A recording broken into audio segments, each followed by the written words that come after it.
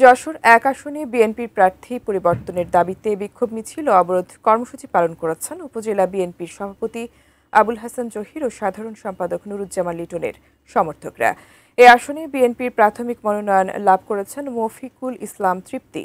শনিবার বিকেলে উপজেলা বিএনপির উদ্যোগে শার্শা স্টেডিয়ামে অনুষ্ঠিত সমাবেশে ক্ষুব্ধ নেতাকর্মীরা বলেন, দলের তৃণমূল ও জনগণের সঙ্গে মফিকুল হাসান তৃপ্তির কোনো সম্পর্ক নেই। তিনি সংস্কারপন্থী নেতা হিসেবে পরিচিত। ফ্যাসিস্ট বিরোধী আন্দোলনেও তার কোনো ভূমিকা ছিল না। তিনি দলের সিদ্ধান্ত অমান্য করে আওয়ামী প্রার্থীর হয়ে কাজ করেছেন। এমন নেতাকে মনোনয়ন দেওয়ায় এ আসনে তৃণমূলের কর্মী সমর্থকরা বিক্ষুব্ধ।